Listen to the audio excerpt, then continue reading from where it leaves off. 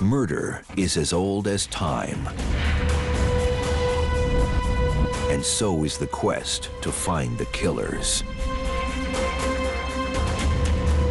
And when sleuthing meets science, new forensic tools are born. In 1840s France, the death of a wealthy businessman would revolutionize crime fighting. There was some suspicion about what had happened. The body was in a hideous state of decomposition. The breakthrough, forensic toxicology, a way to trace poisons that were once undetectable. The only real way to know if somebody was poisoned is to find the substance inside the person.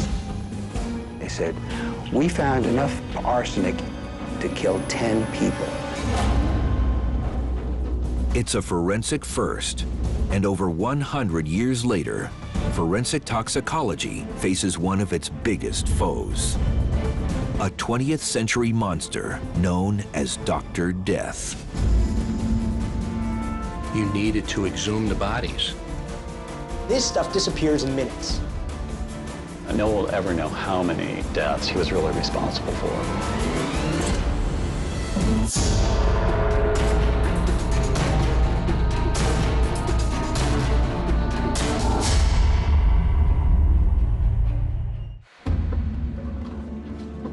Long Island, New York, 1993.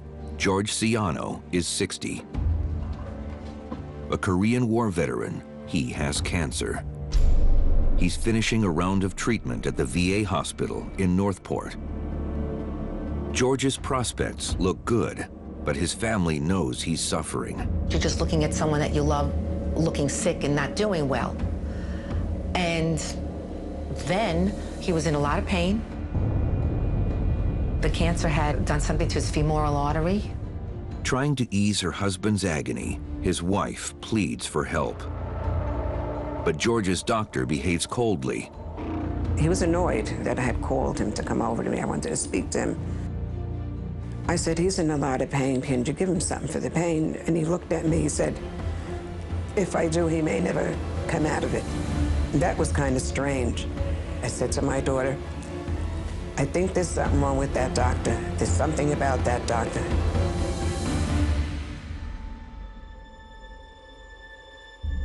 Through days and nights of torment, George clings to hope, assuring his family he'll be all right. He said to me, Ro, I'm not going to die, I'm going to come home.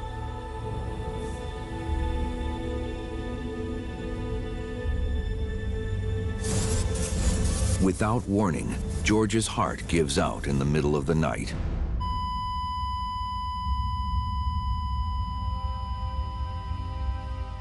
While his wife and daughter are home getting a well-deserved rest, the war veteran dies alone in the dark. It was a shock when we got the call. I think it did say heart attack. He never had a problem with his heart. We found that odd, but you know, you're grieving. My feeling was he wasn't ready to die, and I sensed that about him, and I sensed that for many, many months. At veterans' hospitals, death is no stranger. But within several months, 2 more patients at Northport die, suddenly and without explanation.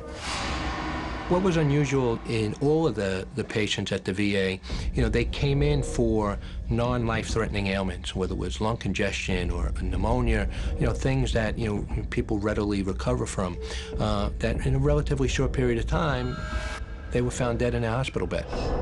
3 mystery deaths raise red flags, and administrators investigate. They see a disturbing pattern. All 3 dead men have the same doctor, Michael Swango. Dr. Swango, you know, had some charisma, kind of had that all-American look, and made a very good impression on people. But some odd behavior around the office raised suspicion among his co-workers.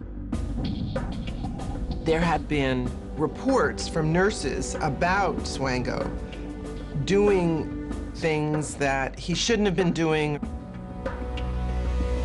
He was in the wrong place at the wrong time. Nurses saw Swango administering IVs for patients that he wasn't treating.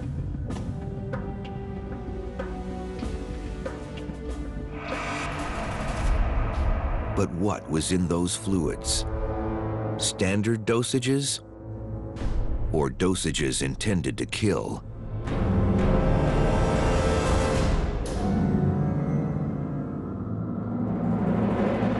Poison has an almost magical allure. The Roman Emperor Nero was a big fan of poison. During his reign, he employed a professional poisoner to help him manage his enemies and pesky relatives. In the Middle Ages, poison was readily available to the common person. Popular choices for nefarious use included the deadly plant-based poisons hemlock and belladonna. By the Renaissance period, poison was in a heyday.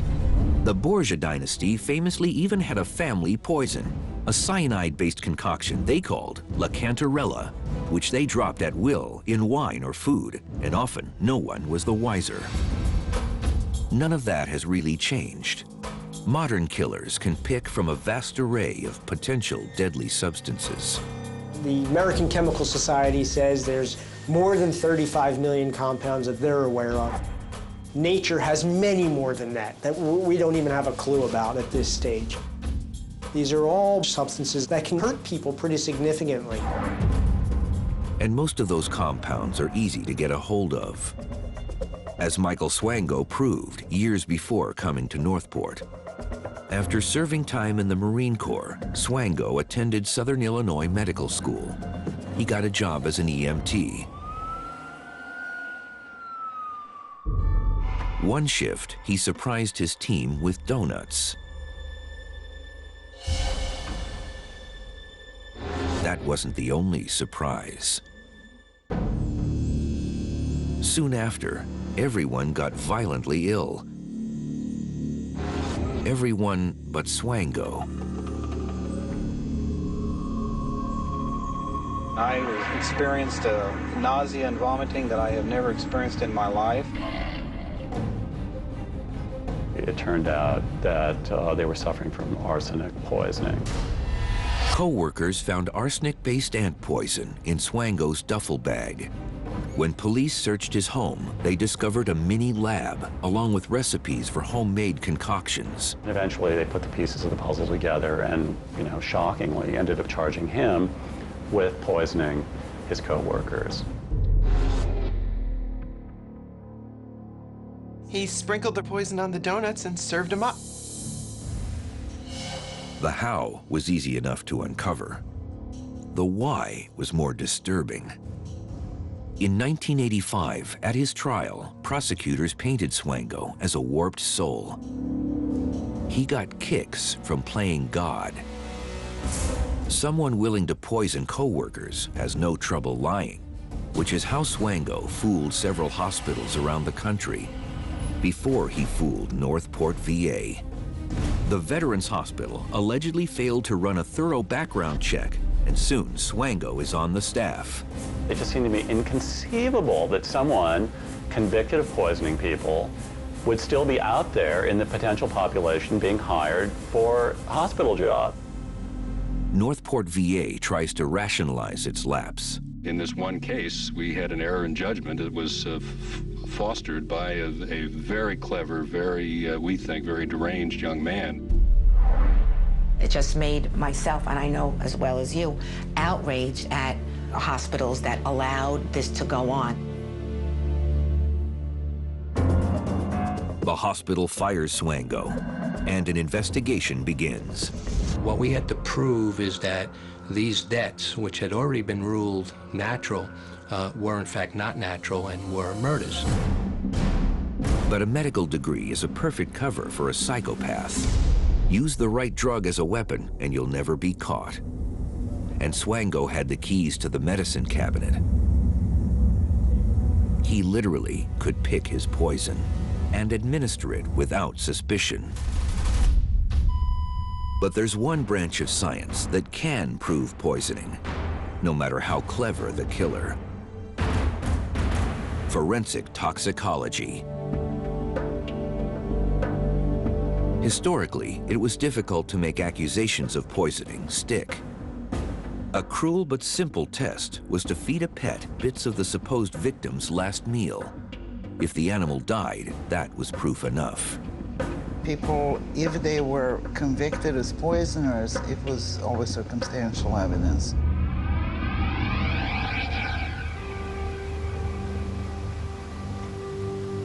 But all that changed a century and a half ago when a sensational French murder trial put forensic toxicology on the witness stand for the very first time. Le Glandier, France, 1840. Businessman Charles Lafarge is in agony. For weeks, nausea and diarrhea have plagued him. His wife, Marie, summons the doctor. He sees his doctor, who diagnoses him with cholera and says to Marie, take good care of him, nurse him. And Marie proceeds to nurse him. Marie cares for her Charles around the clock. She sees to his every need. But his condition only worsens.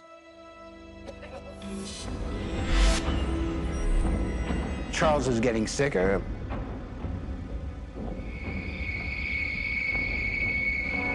And finally, he dies.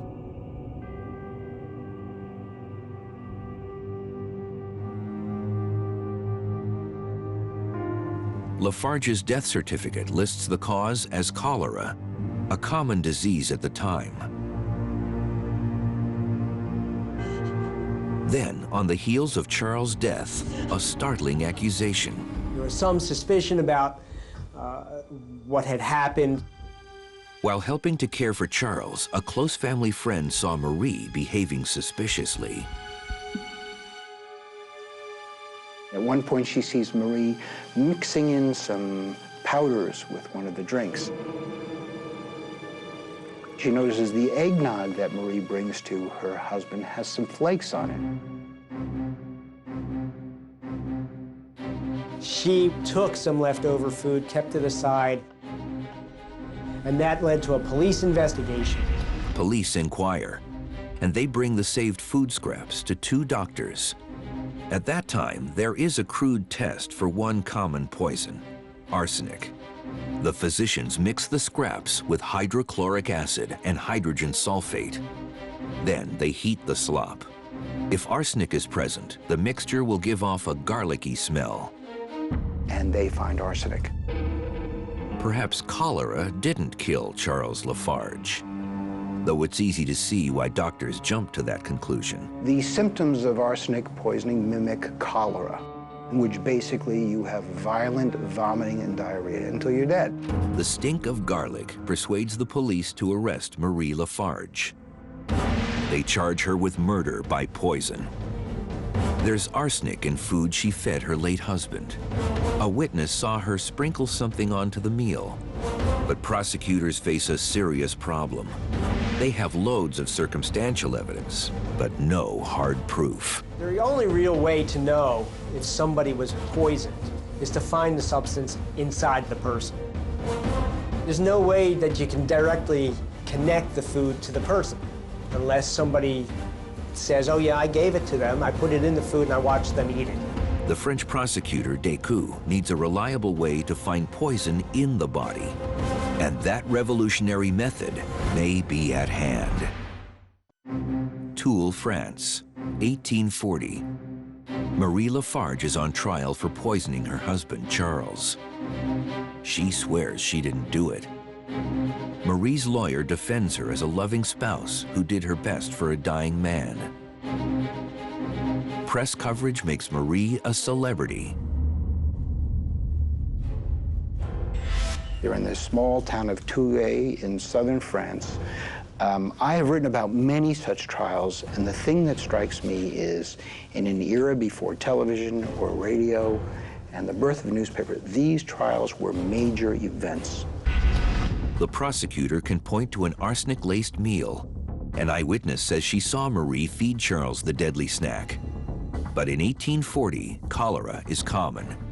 Lafarge's symptoms fit that diagnosis perfectly. All the circumstances and witnesses, stories, everything pointed to Marie as the culprit. But at that point, there was no method to actually prove that arsenic was present in the body of Mr. Lafarge. That's what they thought. Chemist James Marsh had made a major breakthrough. For centuries, scientists had tried to invent a way to detect traces of arsenic in the human body. Marsh thought that he could achieve that seemingly impossible goal. He knew about the existing tests for arsenic, and he set about to make a very precise test. And the trials in the lab succeed. The test makes waves in the scientific community. And word of the Marsh test reaches France. The court wonders if this new method can show whether Marie murdered Charles.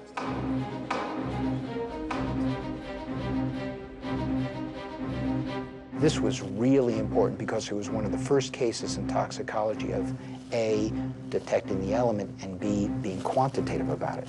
So this was terrifically important. Two local chemists set up shop in the courtroom. To have credibility, the experiment has to occur with all eyes upon it. No one has ever done a test for poison in court. People back then were not very believing of the science. Remember, science was relatively new at that stage. So what you had to do was be able to show people the evidence. The chemists have a piece of the dead man's stomach left over from his autopsy. If Charles Lafarge ingested arsenic, his stomach lining should say so. The chemists add acid to a sample of the lining. A gas forms. The gas passes through a tube and over a flame. If there's arsenic in the gas, it should form a metallic coating on the glass. Mesmerized, onlookers stare, waiting for results.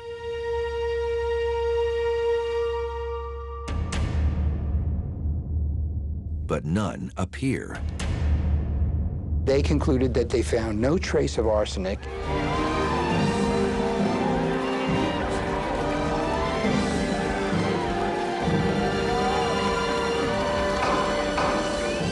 As the Times said, the courthouse shook with applause. The prosecutor at this point was aghast. Marie Lafarge thought, that life was great, very excited. Her attorneys were very excited. Prosecutor Descoux thinks the chemists fouled up.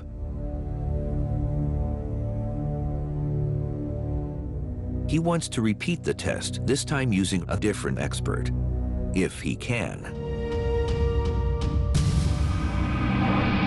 Arsenic testing stumbled in the Lafarge case. But since then, arsenic has become so easy to detect that most would-be killers avoid it, or learn from their mistakes, as Michael Swango presumably did. Swango once was caught feeding co-workers arsenic. If he did murder 3 patients at Northport VA Hospital, he probably used another killer compound. As a physician, he had access to many different substances, many different drugs and chemicals and injectables in the hospital that he knew would be very difficult to differentiate between what was given medically and what was given with other intentions. Swango could have made a weapon out of nearly any chemical. At the right dose, almost any drug can kill a person, often in subtle ways.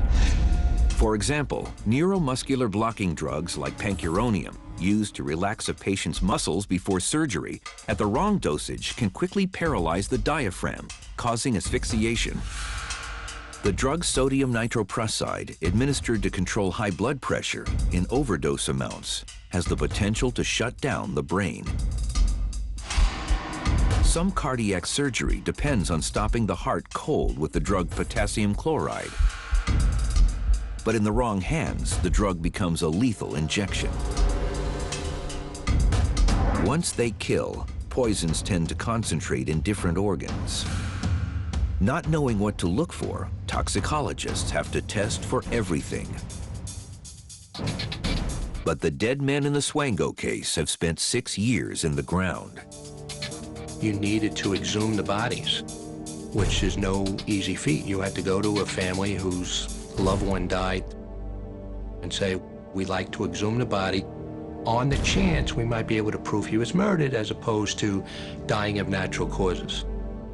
I got the phone call that they were exhuming his body. I'll never forget it. I was walking down my stairs. I picked up the phone, and they told me that, and I was like, I don't know if I was so much shocked as it's just, you don't expect to ever get a call like that.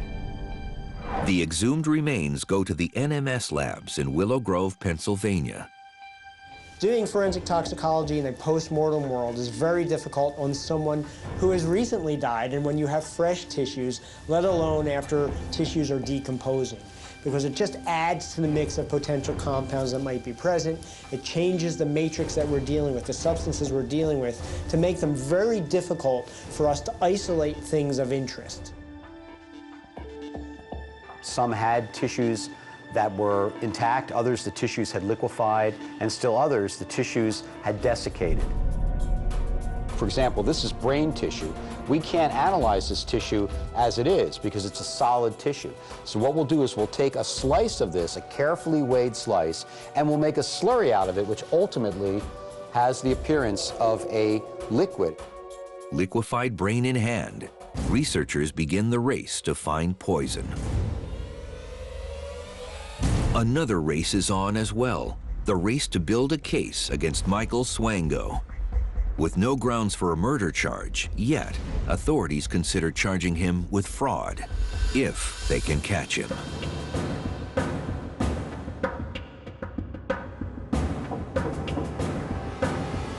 Swango's lies to the interviewers and employers at the Veterans Administration Hospital were the substance of the fraud that was discovered.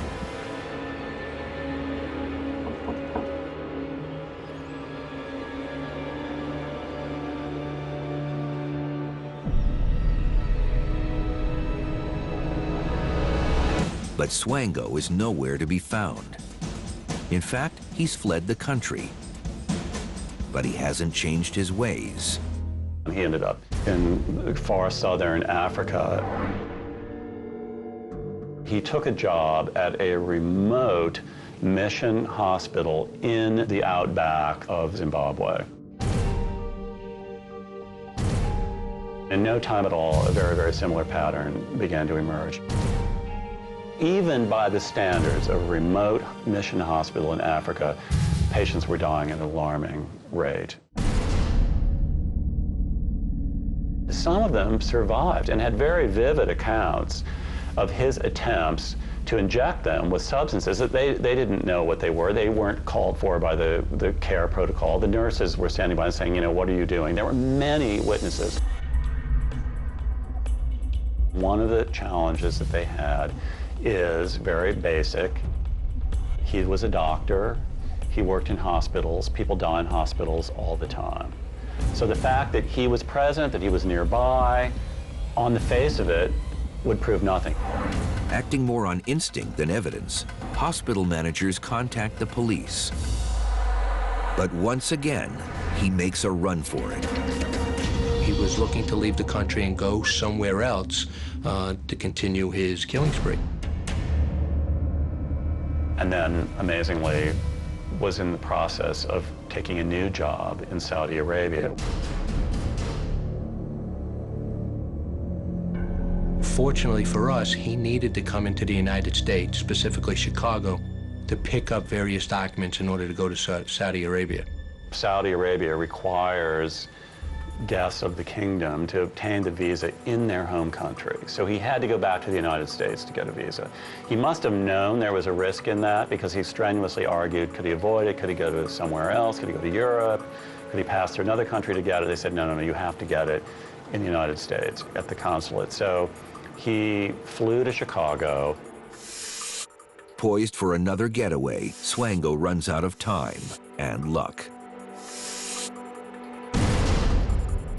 I get a call from a customs agent at Chicago O'Hare Airport saying, we just detained a fugitive. Your name is on this warrant. We've got Mike Swango. Authorities arrest Swango for fraud and perjury. He pleads guilty, but fraud and perjury only carry short prison sentences, and time off for good behavior could cut that in half. So Dr. Michael Reeders and his forensic team bear down. They don't want to lose their man to an early release. When trying Marie Lafarge, the court knew which poison to look for. But Swango could have used almost anything. Dr. Michael Swango was a physician and a scientist who was capable of using poisons that were potentially either very difficult to detect or potentially at the time undetectable. That's forensic toxicology's eternal struggle. Each time the poisoner's art advances, tools for detecting poisons must improve. In 1859, the spectroscope was invented. This device identified poisons by the colors they gave off when burned. By the 1960s, the workhorse of the Tox Lab was the gas chromatography machine. Today, it's used for everything from analyzing body fluids for illegal drugs to detecting residue from explosives. The techniques and the tools we use today really aren't a whole lot different. We're still trying to use the same techniques to isolate substances. It's been made a little easier with some of the tools that have come along, but the principles are all the same. Trying to trip up Michael Swango, Dr. Reeders is using every tool he has. Day and night, his team analyzes samples of all sorts of body parts exhumed from the grave. They're hoping to spot compounds in high concentration or way out of place.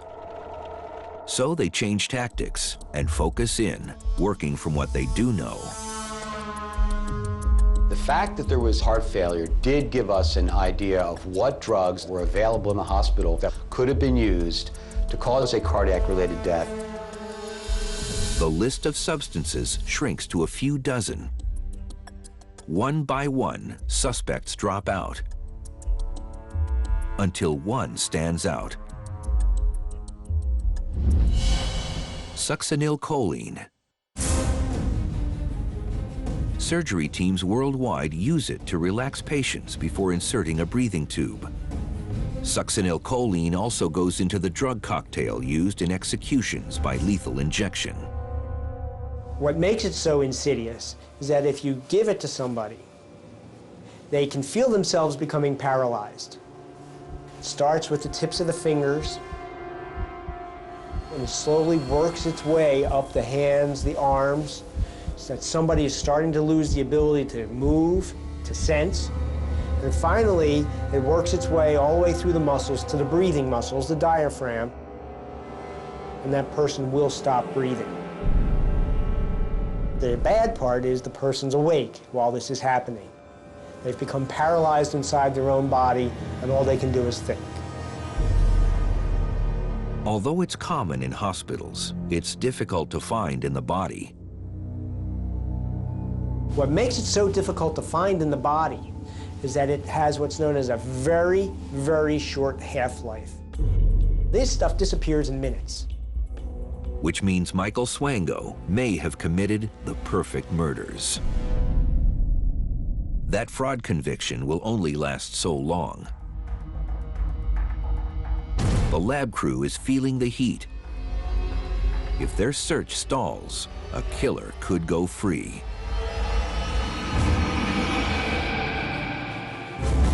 It's not much different from the Lafarge case 150 years ago. On their first pass, chemists couldn't find arsenic in the dead man.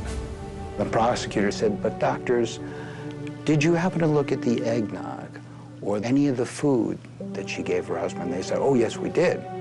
"And what did you find?" They said, "We found enough arsenic to kill 10 people."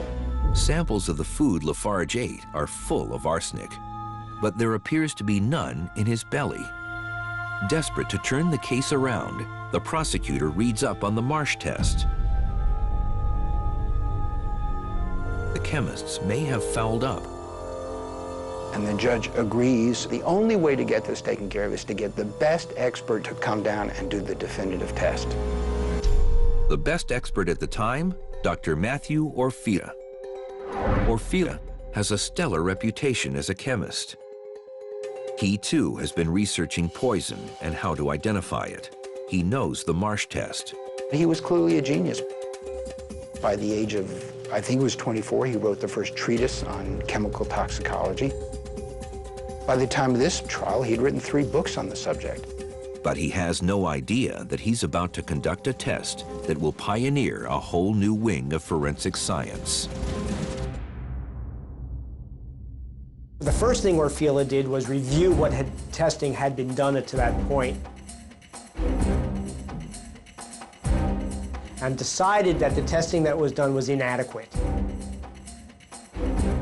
and that the individuals who were doing the testing probably didn't know really quite what they were doing. And he wrote in an affidavit, "This is rubbish." In 1840, there's no such thing as forensic toxicology. And then, as now, test results are only as reliable as the person doing the testing. It applies today also that the most sophisticated methodology, if it's not applied properly, is not going to give reliable results. Both defense and prosecution agree to do another test. Marie Lafarge's lawyer has confidence it will exonerate her for good. The prosecution isn't as sure it will get what it wants. At that stage, the judge ordered an exhumation to take place of Charles Lafarge.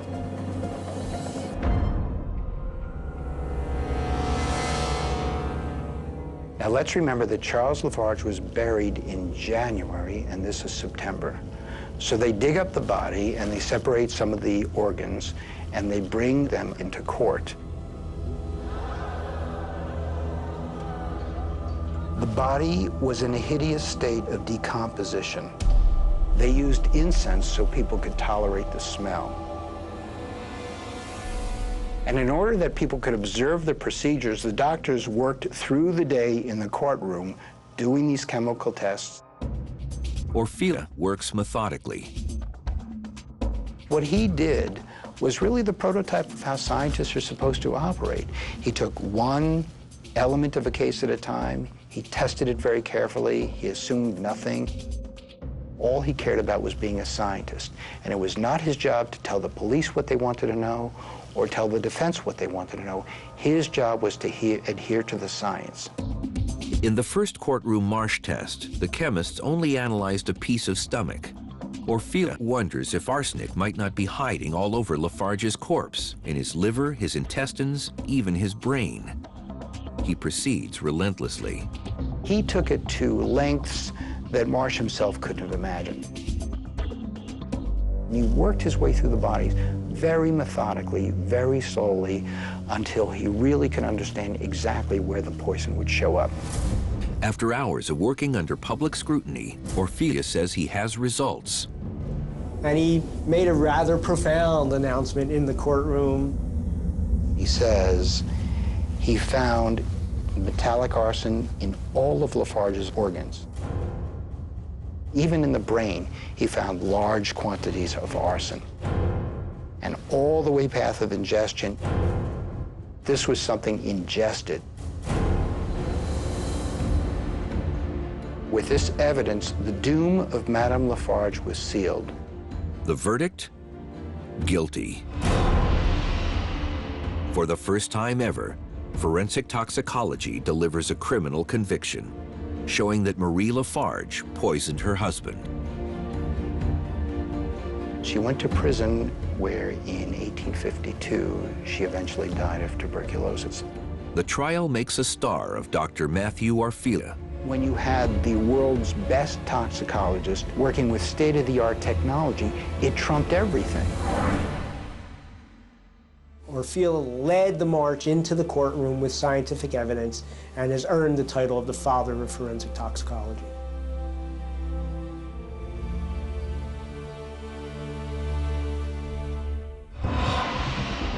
The Lafarge case also cemented forensic toxicology as a tool in criminal law, and the science continued to advance.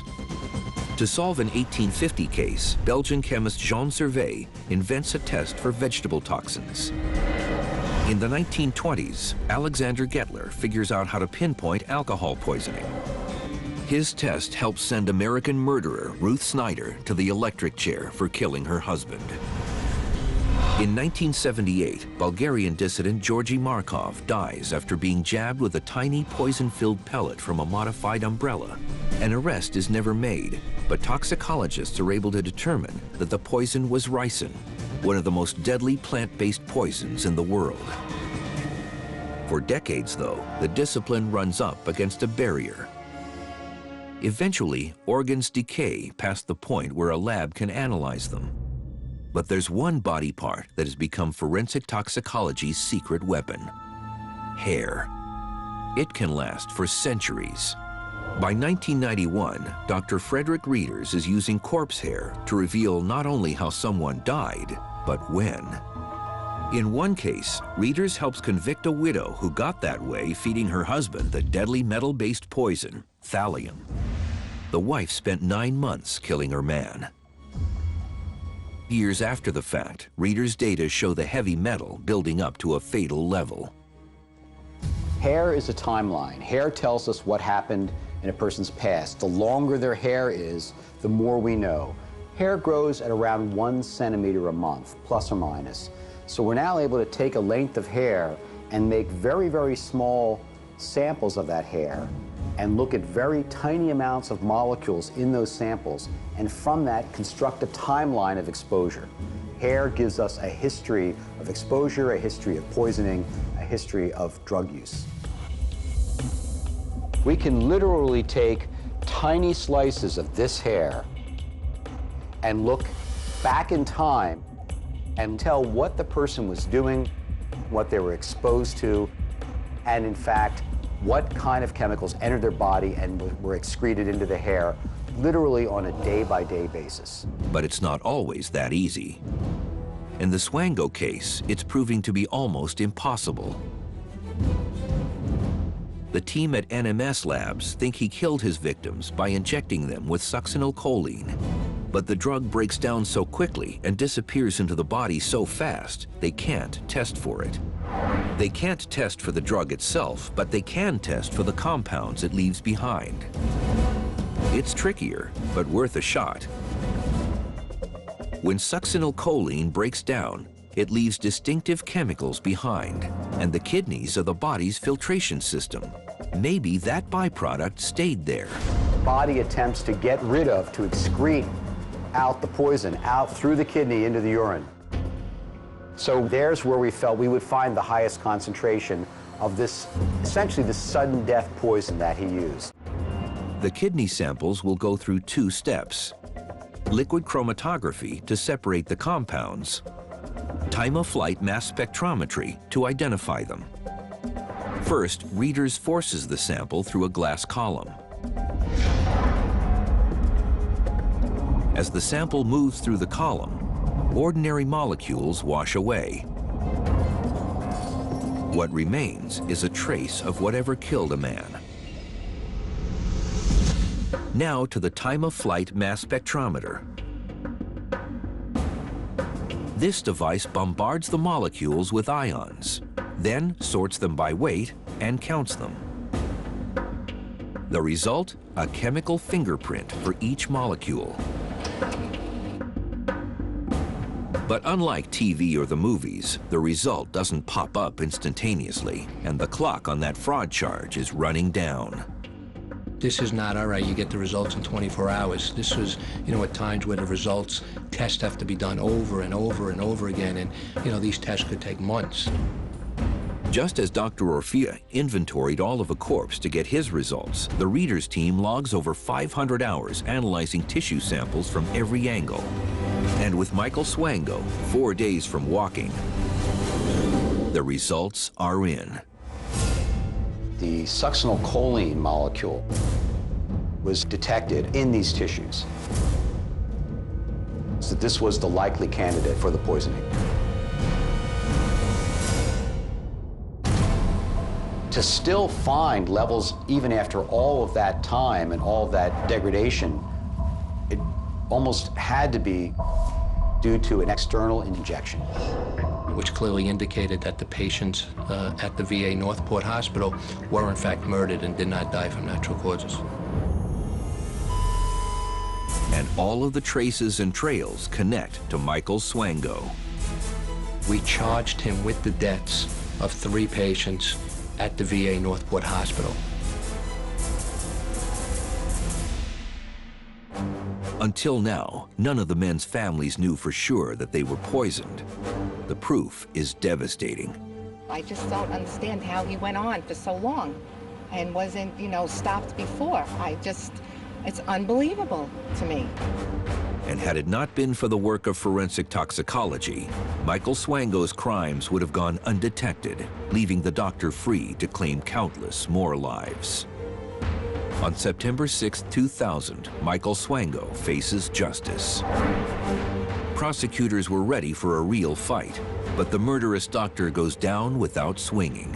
Dr. Swango pled guilty to 3 murders in the VA Northport Hospital, Long Island. We agreed that it would be consecutive terms of life imprisonment and that he would not be extradited to Africa. Instead of using his medical license to become a healer, Swango embarked upon a career as a killer. He should have gotten the death penalty. Instead of spending life in jail, he's still living, he's still breathing, where the other victims are dead. Swango has never said why he killed. But in a private diary entry, he wrote of the sweet, husky, close smell of indoor homicide. There is a lot of evidence throughout his career that this power of life and death over someone else was thrilling to him. If you want to kill people for some, diabolical, psychopathic, completely deranged reason, what better camouflage than to become a medical doctor?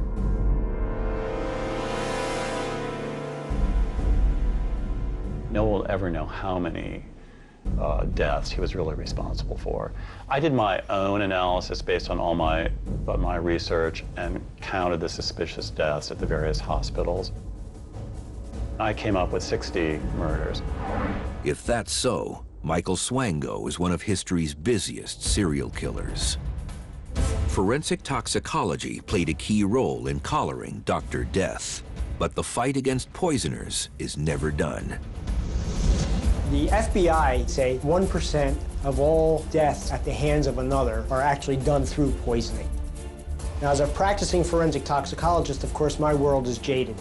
I would tell you it's much more, based on my statistics. But the reality is, I think it is much more. And there are quotes that exist, again, that you walk into a graveyard, people will raise their hand and tell you they've been poisoned, and they're in the ground and nobody knows. In the future, there will be more and more people subjected to forensic toxicological analysis to determine if their apparent natural cause of death was actually due to some poison. The field works constantly to stay current. The breakthroughs in forensic science and in science in general are happening at such a pace that even as I'm describing these breakthroughs, there are other discoveries and other advancements that are far beyond what we have right even at this very moment. Now we've gone from being able to see parts per billion to being able to see parts per trillion. We're getting to a point now where we will literally be able to tell any 2 molecules apart. Ultimately, in my mind, we'll get to the point where there's the proverbial Star Trek tricorder, where we wand it over somebody, a dead body perhaps, and we find out everything that's in the body and how much. We're leaps and bounds away from there, but I'm sure one day we will get close. For millennia, poisoners skulked in the shadows. They killed as they pleased, sure of escaping retribution. But forensic toxicology has caught up with the killers, and in some cases, surpassed them.